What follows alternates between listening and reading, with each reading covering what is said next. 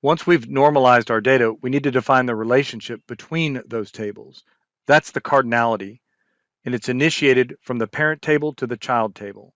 There are different ways that we describe that relationship, including a one-to-one, one-to-many, and many-to-many relationship.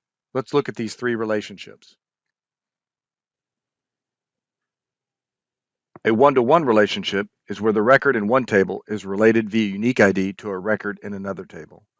In the example below, we have a salary table and a taxes table. The salary is the parent and the taxes is the child. And they're related based on the unique IDs present in the employee number field. So for example, employee number 1234 with a salary of 55,000 has a tax bracket of 0.28. And we know this because of the one-to-one relationship between the salary table and the taxes table. A one-to-many relationship is where a record in one table is related via unique ID to many records in another table. This relationship is described both as a one-to-many or a many-to-one. In the example below, there are three tables, 1, 2, and 3, with a field ID that has a unique ID for each record. Table 1 is related to Table 2 based on a one-to-many relationship. So if we look at ID 2, which is Sally Smith, we can see that it's related to two sales records in Table 2, 30,000 and 40,000.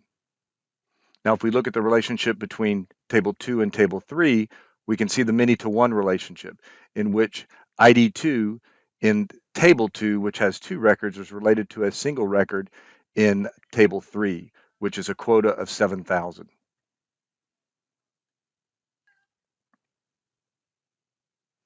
The last type of cardinal relationship is a many-to-many, where many records in one table relate via unique ID to many records in another table. In the example below, we have two tables, a breakdown table and a maintenance table, and the vehicle field is the unique ID that connects the breakdown with the maintenance table. And so if we look at this relationship, we can see that, for example, vehicle AAA has broken down many times, 4 different times, and you can see there the dates in the breakdown date field. You can also see in the maintenance table that it's been maintained 3 different times.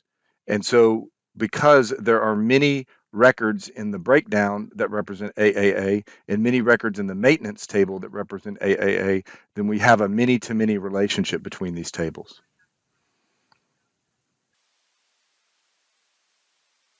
In ArcGIS, there are a number of ways in which you can represent these cardinal relationships. We can join tables, we can relate tables, and we can also create a relationship class in a geodatabase. We'll start with joining tables in ArcGIS, where we can create one-to-one or many-to-one relationships with a common ID. And you can see in the two diagrams below illustrating those two types of relationships, a one-to-one relationship and a many-to-one relationship. The one-to-one relationship, you have the input table and features, which is typically the parent, and the join table, which is typically a standalone table and considered the child, and the relationship is created on a field in which you have the same values exist in both tables. In this case, in the input table, we have the UID, which is our primary key, and in the join table, we have the name field, which is the foreign key. And so this is a one-to-one relationship where one record in the input table relates to one record in the join table. And so UID 101 with a square shape and a X value for field A relates to the join table name field with 101 and field 1 with yes and field 2 with green. And so those two tables, the input table and the join table, are joined together in a single table that can be selected, queried, and symbolized as a single table. And you can see that reflected in the diagram where record 102 is selected, and that same feature is selected in the feature class, and it can be symbolized as well utilizing the field 2 values that were from the join table. Now the bottom diagram illustrates a many-to-one relationship where we have input features and input table, which is our parent, and a standalone join table, which is our child. We have a common ID in our UID, which is our primary key in the input table, and our name field, which is the foreign key in our join table. And in this particular relationship, we have a many-to-one relationship, which means we have many records in the input table that relate to one record in the join table. And you can see that illustrated in the diagram. UID has 101 and 101, both the square and the triangle shape, and field A, X, and Y. And those two records relate to a single record in the join table, 101 with a field 1 yes and a field 2 green. And so that is a many records in the input table relate to one record in the join table. Again, the result is a single join table that can be selected, queried, and symbolized as a single table.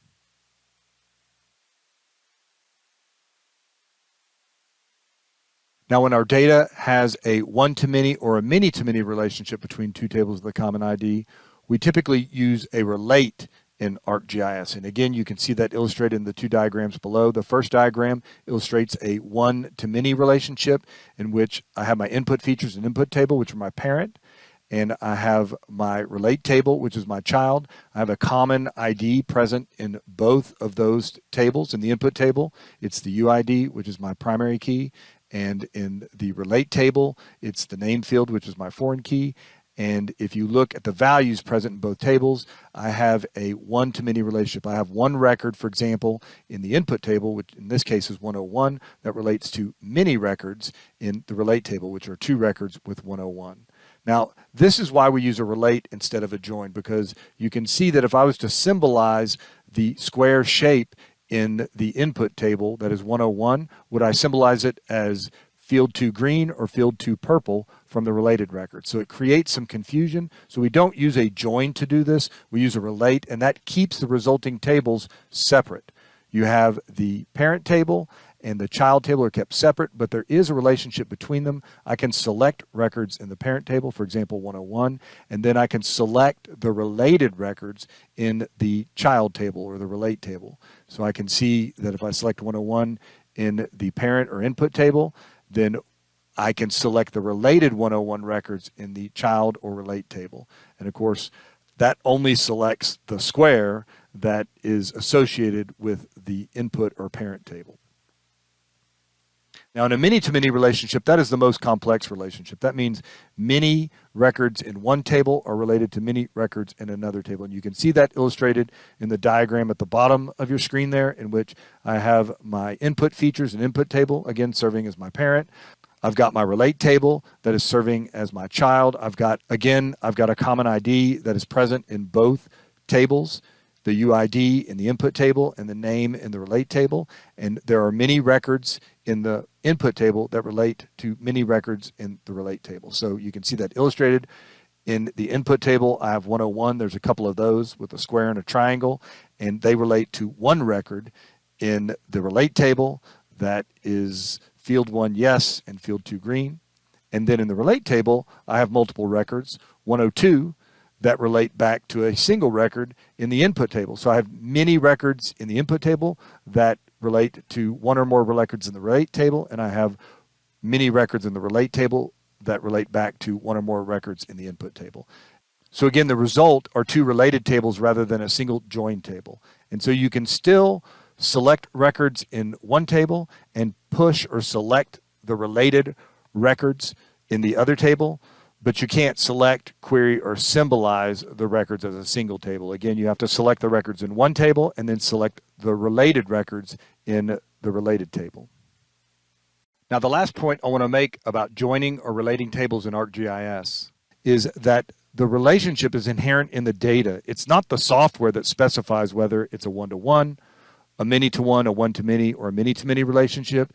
It's the data itself. You can pull up the input table and the related table or join table side by side, and you can see the relationship in the data. And it's that relationship that you can specify as a parameter when creating the relationship in ArcGIS. This table summarizes the difference between a join and a relate in ArcGIS. So a join represents one-to-one and many-to-one relationships, and a relate is a one-to-many or a many-to-many relationship. In a join, we can view the parent and child tables in the same window. In a relate, we must view the tables in separate windows. In a join, we can query and select records as one table.